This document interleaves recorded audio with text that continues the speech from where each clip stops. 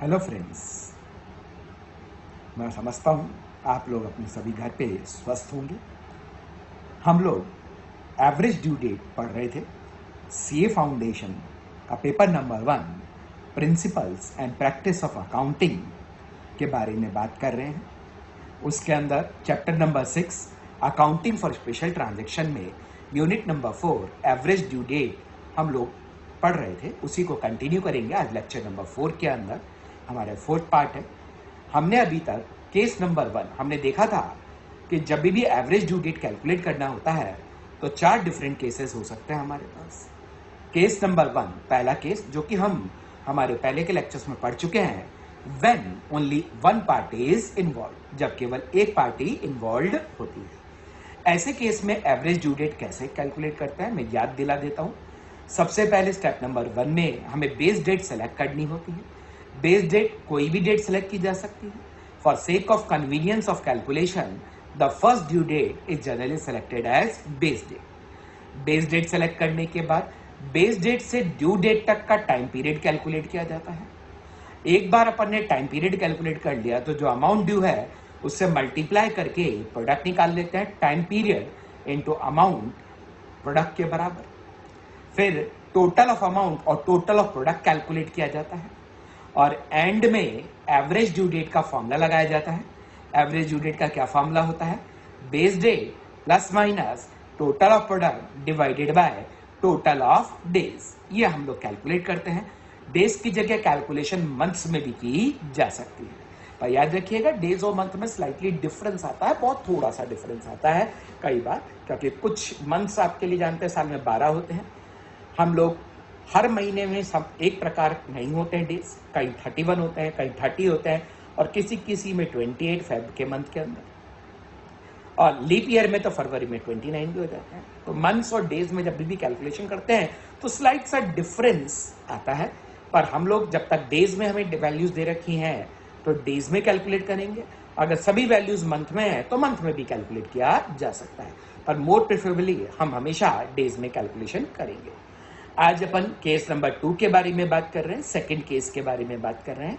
Case number 2 calculation of average due date where inter transaction between two parties are involve. आज हम सीखेंगे average due date निकालना जब दो पार्टीज आपस में इन्वॉल्व होती है इंटर ट्रांजेक्शन में, कॉन्ट्रा ट्रांजेक्शन हो रहा है, एक दूसरे को सेल भी कर रही है, दूसरे से परचेज भी कर रही है। तो ऐसे केस में एवरेज ड्यू डेट कैसे निकालते हैं ये बात करते हैं। तो चलिए एक छोटा सा समझते हैं हम किस केस के बारे में बात करना चाह रहे हैं। देखिए मिस्टर एक्स आ गए हैं, मिस्टर एक्स सेल कर रहे हैं मिस्टर वाई को, हमारे पास मिस्टर वाई भी आ गए। मिस्टर वाई से हम परचेज कर रहे हैं, यानी मिस्टर एक्स परचेज कर रहे हैं, यानी सेल भी कर रहे हैं मिस्टर एक्स, परचेज भी कर रहे हैं। इसी तरह मिस्टर वाई परचेज भी कर रहे हैं और सेल भी कर रहे हैं। तो ऐसे केस के अंदर जब कॉन्ट्रा ट्रांजैक्शन होते हैं, हम किसी पार्टी को सेल भी कर रहे हैं गुड्स और उसी पार्टी से परचेज भी कर रहे हैं, तब एवरेज ड्यू डेट कैसे निकालते हैं? Average due date net amount के लिए कैलकुलेट किया जाता है। जो नेट अमाउंट पेबल होगा किसी भी पार्टी को, किसी पार्टी को नेट अमाउंट पेबल होगा, किसी के लिए वो ऑब्लिगेशन होगा, किसी को देना होगा वो अमाउंट। जैसे एग्जांपल के तौर पे मान लो मिस्टर एक्स ने 5000 की एक सेल करी और 8000 की दूसरी सेल करी। टोटल सेल उन्होंने करी 13,000 की मिस्टर वाई को, एक फिक्स टाइम पीरियड के अंदर, 1 मंथ के अंदर, जब हम लोग कैलकुलेशन देखना चाह रहे हैं।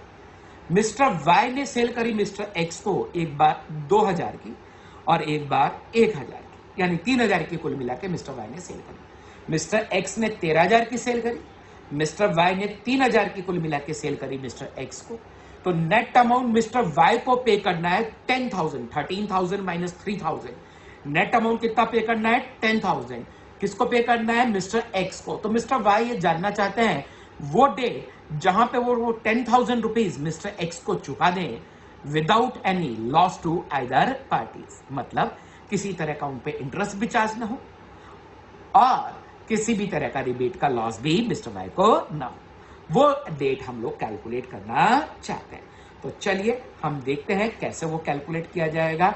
उसके स्टेप्स के बारे में 1 बाय 1 हम डिस्कस करते हैं। देखिए सबसे पहला स्टेप हमारे पास है सेलेक्ट बेस डेट। सबसे पहले हमें सेलेक्ट बेस डेट, यहाँ पे बेस डेट सेलेक्ट करनी है। बेस डेट में be taken earliest due date for all transaction for convenience. जितने भी ट्रांजेक्शन है, चाहे एक्स ने वाई को बेचा हो चाहे वाई ने एक्स को बेचा हो, उन सभी ट्रांजेक्शन को देखेंगे, उन ट्रांजेक्शन की ड्यू डेट देखेंगे, और उन ड्यू डेट में जो सबसे अर्लीस्ट ड्यू डेट होगी वो अपन बेस डेट ले लेंगे, वो हमारे लिए कन्वीनियंट रहेगी। सर क्या दूसरी ले सकते हैं बेस डेट? बिल्कुल ले सकते हैं, कोई दूसरी डेट को बेस डेट लिया जा सकता है। और फिर से बता रहा हूं, हमारी वैल्यूज नेगेटिव ना आए, हमारे लिए कन्वीनियंट रहे कैलकुलेशन, तो अर्लीस्ट ड्यू डेट को बेस डेट लेना चाहिए। चलिए एक एग्जांपल के साथ में हम बात करते हैं। एग्जांपल है transaction between X and Y are as follows. आपको कुछ ट्रांजेक्शन दे रहे हैं, दो पार्टीज है X and Y. Sale by X to Y, X ने वाई को बेचा, ड्यू डेट सीधे ड्यू डेट दे रखी है, कब पेमेंट करना है, 10th मई 2020 यानी 10th मई 2020। 2000 का अमाउंट है, 25 जून 8000 का अमाउंट है, टोटल 10,000 का आपके लिए हम बात करेंगे। तो एक्स ने सेल करी है वाई को, यानी एक्स को 10,000 रुपए वाई से लेना है, पर वाई ने भी सेल करी है एक्स को, यानी एक्स ने कुछ परचेज भी किया है। कितना परचेज किया है? 25 मई को 3000, 30 जुलाई को 2000, 5000 का परचेज किया है, यानी सेल हुआ 10,000 का एक्स के द्वारा, और एक्स ने वाई से परचेज किया है 5000। तो अपन को 10,000 लेने हैं। मिस्टर एक्स के पॉइंट ऑफ व्यू से बात करूं तो 10,000 एक्स को लेने हैं और मिस्टर वाई को 5,000 देने हैं, यानी नेट अमाउंट 5,000 लेने हैं हमें मिस्टर वाई से। तो वो कौन सी डेट है जिस दिन हम मिस्टर वाई से वो पैसे लें और किसी भी पार्टी में एक्स और वाई को लॉस हो? तो सबसे पहले हमारे को बेस डेट सेलेक्ट करनी है, जैसा कि हमारे पास स्टेप नंबर 1 में दे भी रखा है। बेस डेट कैसे सेलेक्ट करें? देखो अर्लीस्ट ड्यू डेट, यहां पे सीधे ड्यू डेट दे रखी है, तो सीधे ड्यू डेट्स में सबसे पहली ड्यू डेट कौन सी है वो भी देख लें, 10th मई। तो 10th मई will be our base date. 10th मई क्या होगी हमारे लिए? 10 मई 2020 will be our base date, उसे बेस डेट मान लेते हैं। Step 2, find time period from each base date to each due date. हर बेस डेट से हर ड्यू डेट के टाइम पीरियड, जैसे 10th मई से 25 जून। फिर दूसरे केस में जब वाई ने एक्स को माल बेचा है, 10th मई से 25 जून, 10th मई से 30 जून, बेस डेट सेम रहेगी, याद रखिएगा सभी ट्रांजेक्शन्स के लिए। आगे देखते हैं step number 3, multiply term period to amount due. Amount से मल्टीप्लाई करेंगे टाइम पीरियड को। फिर find out the total amount and product. Total of amount and product, यानी total of amount, total amount निकालेंगे, टोटल प्रोडक्ट निकालेंगे और formula use करेंगे average due date का। ऐसे केस के अंदर क्या फॉर्मूला होगा? जब दो पार्टीज आपके लिए इंटर ट्रांजेक्शन करती हैं, average due date base date वैसा का वैसा ही, प्लस माइनस, अगर वैल्यूज प्लस में आई तो प्लस में, माइनस में आई तो माइनस में। डिफरेंस ऑफ प्रोडक्ट, जो प्रोडक्ट हमारे लिए आएगा दोनों केसेस के अंदर, sale of X to Y और sale of Y to X, उन दोनों के प्रोडक्ट का आपके लिए डिफरेंस निकालेंगे और डिवाइड करेंगे डिफरेंस ऑफ अमाउंट, जो अमाउंट आपके लिए ड्यू है, टोटल अमाउंट एक्स और वाई के लिए, उनका डिफरेंस कैलकुलेट करेंगे और हम लोग एवरेज ड्यू डेट निकालेंगे। चलो इस एग्जांपल को अपन सॉल्व करके देखते हैं कैसे एवरेज ड्यू डेट निकाली जाएगी। देखिए पहला केस, for sale by X to Y, X ने जो माल वाई को बेचा, जो पैसा लेना है, 10th मई 2020 ये बेस डेट है, 25 जून दूसरा ट्रांजेक्शन, अमाउंट 2000, 8000, ये हमारे को पहले से ही मालूम है, टोटल अमाउंट 10,000। अपन बेस डेट से टर्म पीरियड निकालते हैं, 10th मई से 10th मई, क्योंकि बेस डेट 10th मई है तो 10th मई से 10 मई 0, 10th मई से 25 जून, 10 मई से 25 जून। मई में कितने दिन होते हैं? 31। 10 मई के बाद काउंट करना शुरू करें तो 21 दिन मई के हो गए और जून के 25 दिन हो गए, 21 प्लस 25, टोटल 46 डेज। तो टर्म अपन ने 46 दे लिया।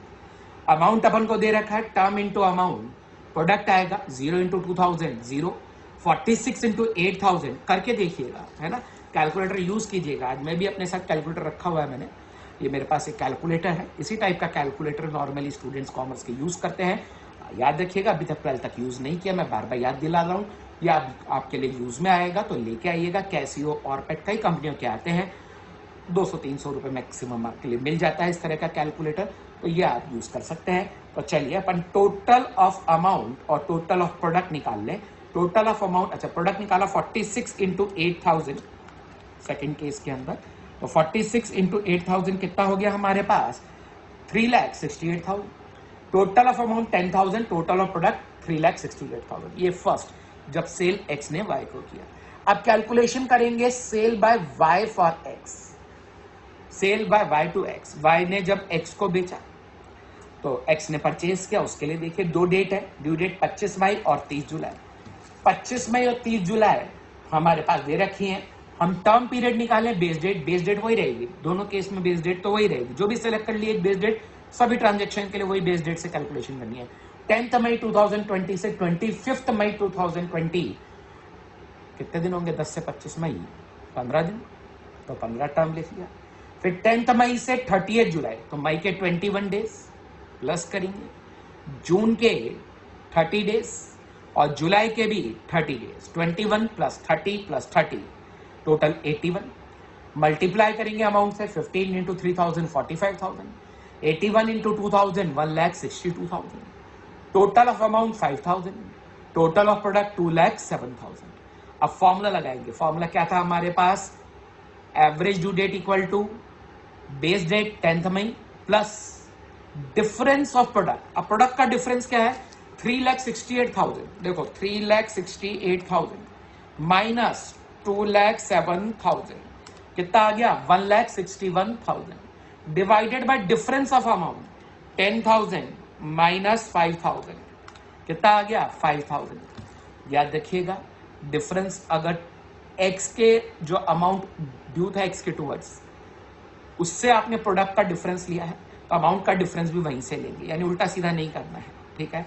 1,61,000 डिवाइडेड बाय 5,000, तो ये आपके पास आ रहा है, अगर मैं डिवाइड करके देखूं 1,61,000 डिवाइडेड बाय 5,000, ये 32.2, ग्रेटर राउंड कर रहा हूं मैं, नॉर्मली ग्रेटर राउंड करते हैं, अनलेस बहुत ही 32.001003 ऐसा है तो हम वरना ग्रेटर राउंड ही करते हैं।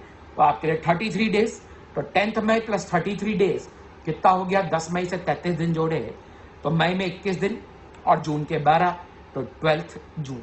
तो ये एवरेज ड्यू डेट निकालना किस केस में? When inter transactions are involve between two parties, जब दो पार्टीज के बीच में ट्रांजेक्शन इन्वॉल्व होते हैं, जब आपके लिए कॉन्ट्रा ट्रांजेक्शन दो पार्टीज करती हैं, तब आपके लिए यही केस बीआरबीपी में भी हो सकता है। हो सकता है हमने कुछ बिल लिखे हो, सामने वाली पार्टी ने एक्सेप्ट किया तो हमारे लिए बीआर हो गया, और सामने वाली पार्टी ने कुछ बिल लिखे और हमने एक्सेप्ट किए हो तो हमारे लिए बिल पेबल हो गया। तो बीआरबीपी दोनों हैं आपके लिए, तो वही कॉन्ट्रा ट्रांजेक्शन हो गए। तो ऐसे केस में भी सेम इसी तरीके से एवरेज ड्यू डेट कैलकुलेट करेंगे। हम एक इलस्ट्रेशन भी देखेंगे बिल्स का आगे। तो चलिए हम लोग आगे बढ़ते हैं। यहां तक के स्टेप आपको लगता है मेरे को समझ में आ गए होंगे। बड़ा सिंपल सा है, बेस डेट सेलेक्ट करें, earliest date will be the base date, जो भी अर्लीस्ट ट्रांजेक्शन डेट होगी, अर्लीस्ट ड्यू डेट होगी वो बेस डेट होगी। अर्लीस्ट ड्यू डेट वो बेस डेट लेनी है, होगी नहीं, हो तो कुछ भी सकती है, वो लेनी है हमें कन्वीनियंस के लिए, ठीक है।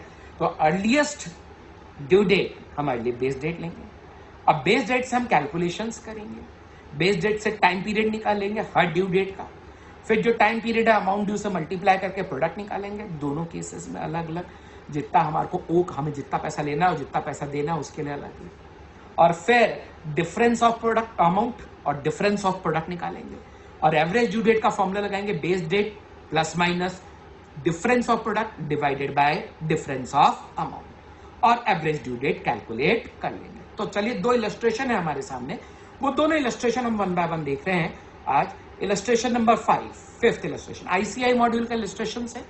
मैंने जानबूझ के आईसीआई मॉड्यूल के इलस्ट्रेशंस लिए हैं क्योंकि इजीली अवेलेबल है, मैंने इसका पीडीएफ ग्रुप के अंदर शेयर भी कर रखा है, तो आप वहां से देख सकते हैं इलस्ट्रेशंस। इलस्ट्रेशन नंबर 5 क्या कहता है? Two trader X and Y buy goods from one another. दो ट्रेडर हैं एक्स एंड वाई, दोनों एक दूसरे से सामान खरीदते हैं, each allowing the other one month credit.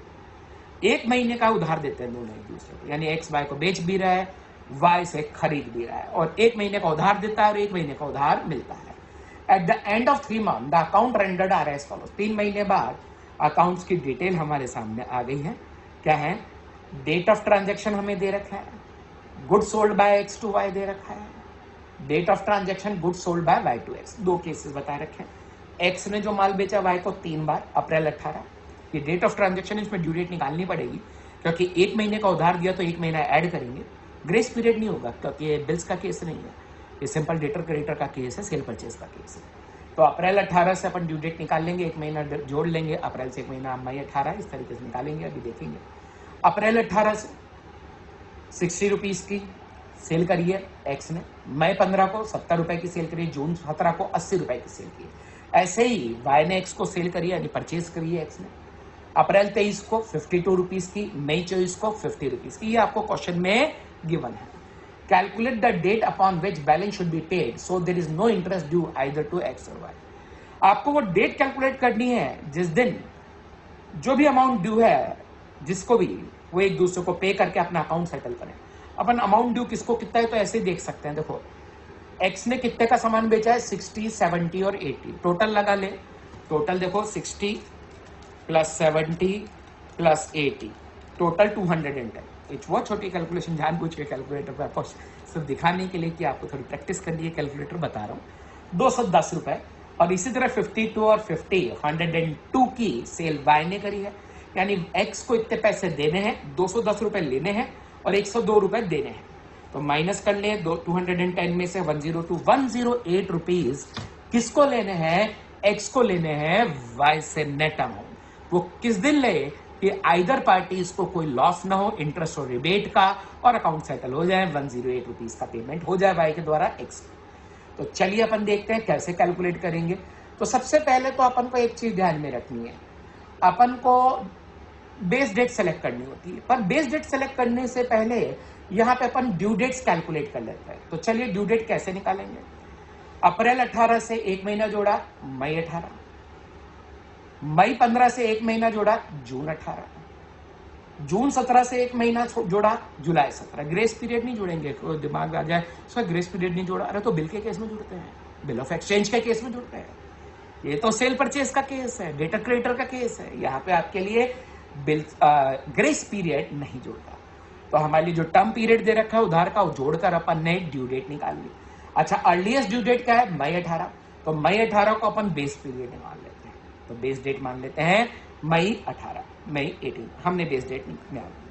अब मई 18 से हर ड्यू डेट का टर्म पीरियड निकालेंगे। मई 18 से मई 18 पहला, वो तो 0 हो गया। मई 18 से जून 18, मई से 18 से जून 18 का टाइम पीरियड देखें, मई में कितने डेज होते हैं, 31, आप सब जानते हैं।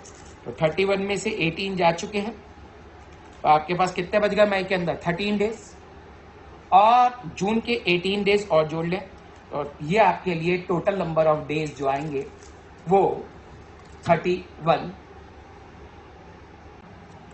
हाँ, तो मैं कह रहा था कि जून, मैंने डेट गलत पढ़ ली, हमारी ड्यू डेट जून 15 है, मई 18 से जून 15 निकालना है हमें। बेस डेट से जो ट्रांजैक्शन डेट है, ड्यू डेट है, वहां तक का टाइम पीरियड निकालना है। तो मई 18 से जून 15 अगर निकालता हूं मैं, मई 18 से मई 18 तो 0 हो गया। मई 18 से जून 15 अगर कैलकुलेट करते हैं अपन टाइम पीरियड, तो ये आपके लिए 18 मई से 31 माइनस 18 हम करके देखें, हमारे लिए मई के कितने दिन बाकी रह गए, मई के हमारे लिए 13 दिन, और 15 दिन जून के, तो हो गए 28 दिन। इसी तरीके से मई 18 से जुलाई 17, सर ये जुलाई 17 कैसे आई ड्यू डेट, जून से 17 में मैंने एक महीना जोड़ लिया, सभी आपके लिए डेट ऑफ ट्रांजेक्शन्स में 1 जोड़ता गया। अप्रैल 18 में एक महीना जोड़ा, मई 18 आया था। मई 15 में एक महीना जोड़ा, जून 15 आया था। जून 17 में एक महीना जोड़ा, जुलाई 17 आया था। इनमें सबसे अर्लीस्ट ड्यू डेट थी मई 18, वो बेस डेट ले ली थी हमने। मई 18 से अपन ने, मई 18 तो 0 आएगा टाइम पीरियड, मई 18 से जून 15 अगर टाइम पीरियड कैलकुलेट करें मई 18 से जून 15 तो 28 दिन, और मई 18 से जुलाई 17 तो मई के आपके लिए 13 दिन, जून के आपके लिए 30 दिन, और साथ में जुलाई के आपके लिए 17 दिन। तो 13 प्लस 30 प्लस 17 टोटल डेज कितने हो जाएंगे, 60 डेज। अब हमने ये टाइम पीरियड निकाल लिया, अलग अलग केसेस के अंदर कितना कितना टाइम पीरियड आएगा। अब टाइम पीरियड को अमाउंट से मल्टीप्लाई करके प्रोडक्ट कैलकुलेट करेंगे।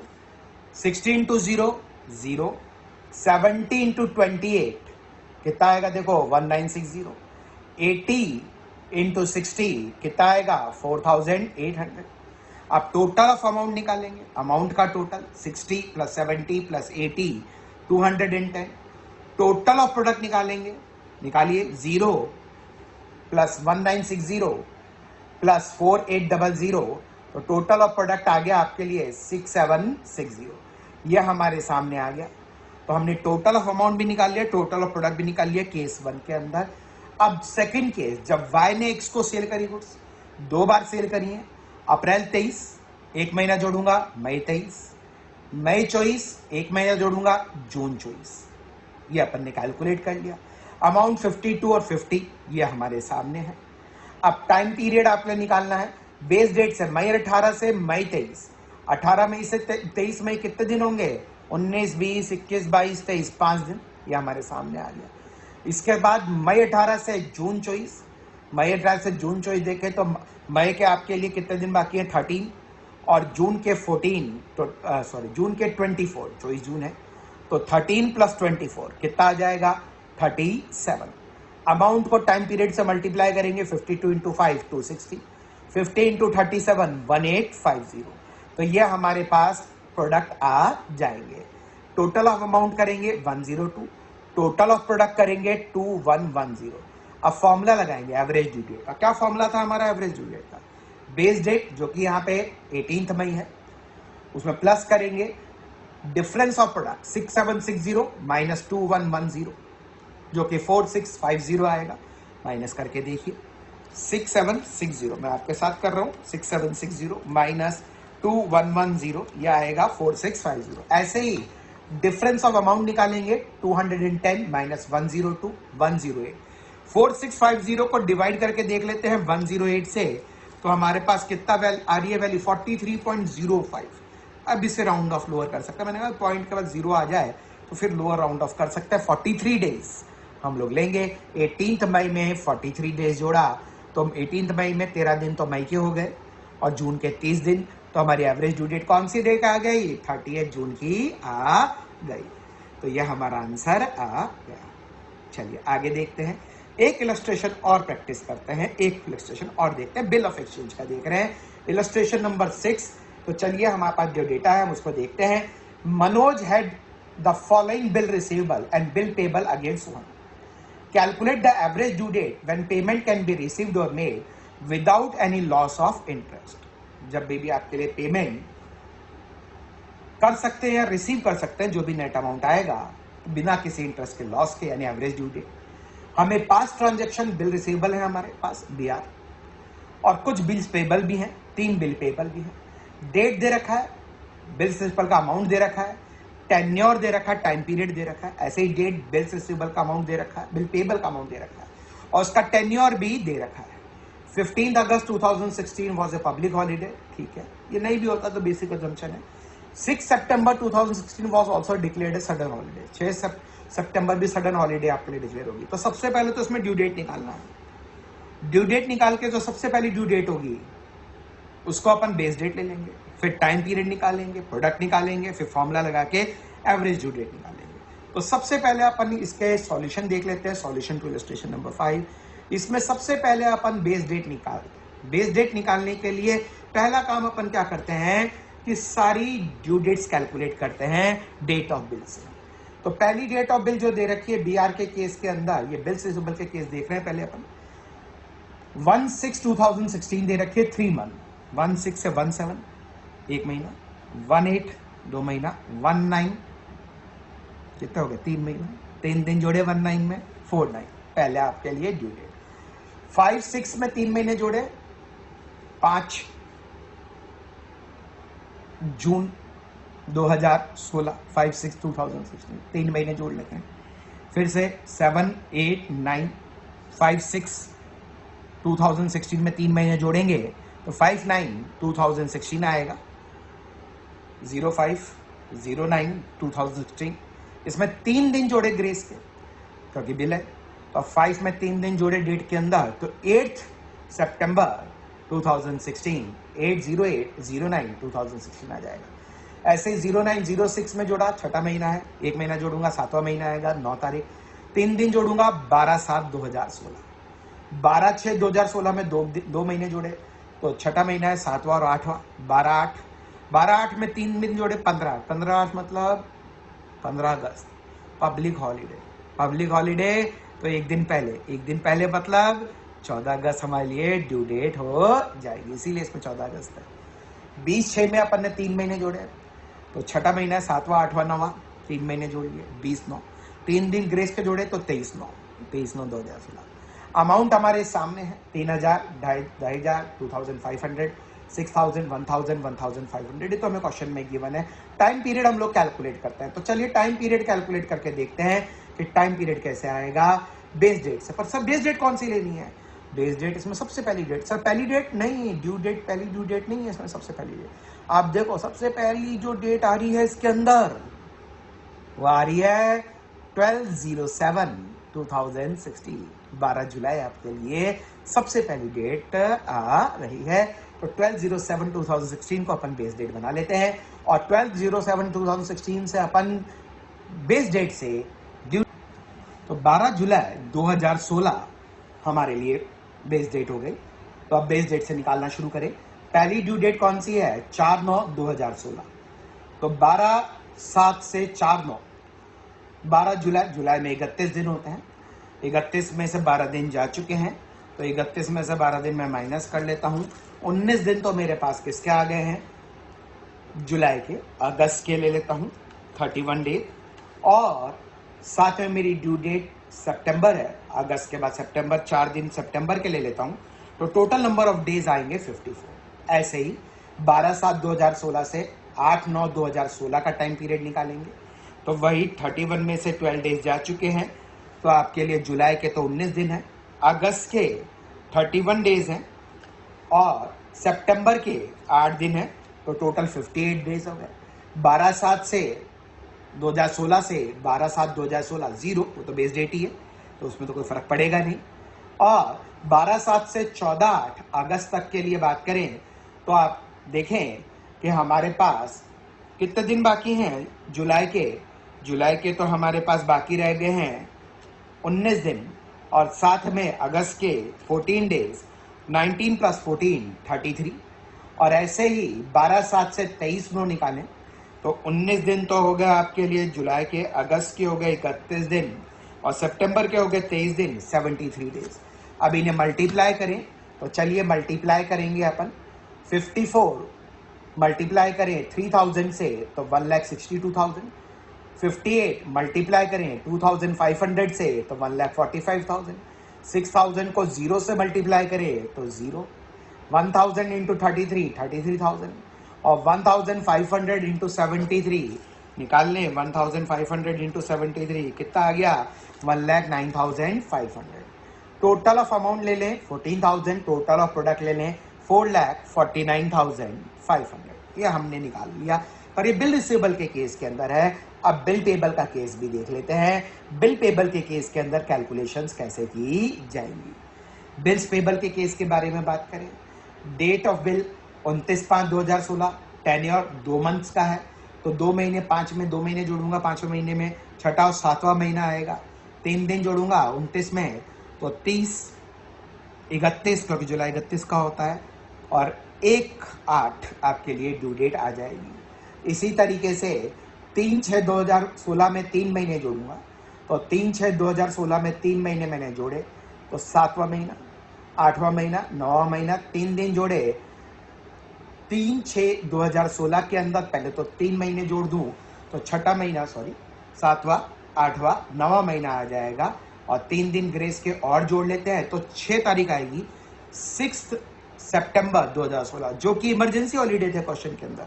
तो 6 सितंबर ना आते हुए ड्यू डेट कौन सी आएगी? 7 सितंबर 2016, नेक्स्ट वर्किंग डे। फिर 9/6/2016 से अपन जोड़े 1 महीना, तो 9/7/2016 3 दिन जोड़े तो 12/7/2016। अमाउंट दे रखा है 2000, 3000 और 6000। मल्टीप्लाई करूंगा टाइम पीरियड को अमाउंट से, तो आपके लिए टाइम पीरियड को अमाउंट से मल्टीप्लाई किया तो हमारे पास प्रोडक्ट आया 2000 इंटू 20 40,000, 3000 इंटू 57 57, 1,71,000, 6000 इंटू 0 6000, ये 6000 इंटू 0 0। टोटल अमाउंट किया 2000 प्लस 3000 प्लस 6000, टोटल आ गया 11,000। ऐसे ही टोटल ऑफ प्रोडक्ट किया 40,000 प्लस 1,71,000 प्लस 0 2,11,000। अब फॉर्मूला लगा ले एवरेज ड्यू डेट का, बेस डेट जो कि 12 जुलाई है, डिफरेंस ऑफ प्रोडक्ट 4,49,500 बीआर के लिए था, बीपी के लिए 2,11,000 माइनस कर लें, दोनों को करके देखें कितना आ रहा है। 4,49,500 माइनस 2,11,000 ये आ रहा है 2,38,500। और ऐसे ही 14,000 माइनस 11,000 3,000। तो 12 जुलाई में प्लस कर ले 2,38,500 डिवाइडेड बाय 3,000। तो 2,38,500 को डिवाइड कीजिए 3,000 से, तो आपके सामने आता है 79.5। तो राउंड ऑफ करके 80 कर लेते हैं। तो 12 जुलाई में 80 दिन जोड़ेंगे, तो जोड़ के देखिए 12 जुलाई में 80 दिन कितना आता है। 12 जुलाई के 19 दिन हो गए, 80 में से 19 ऐसे कैलकुलेशन करते हैं। 80 में से 19 दिन जुलाई के गए। जुलाई के बाद आपके लिए कौन सा महीना आता है? अगस्त। 31 दिन अगस्त के गए। अगस्त का सितंबर में 30 दिन, 30 ही दिन हमारे पास बचे हुए हैं। तो 30 सितंबर हमारे लिए ड्यू डेट कितनी आ गई? 30 सितंबर। इसी के साथ ये क्वेश्चन भी कंप्लीट हो गया। चलिए हमारे लिए सेकंड केस भी कंप्लीट हो गया। थर्ड और फोर्थ केस हम लोग नेक्स्ट लेक्चर्स के अंदर डिस्कस करेंगे। इसी के ऊपर मैं एक असाइनमेंट दूंगा। तो नेक्स्ट अपन क्लास में मिलते हैं। Thank you. इसी के साथ हमारा लेक्चर 4 का एंड होता है। एक बार फिर से धन्यवाद।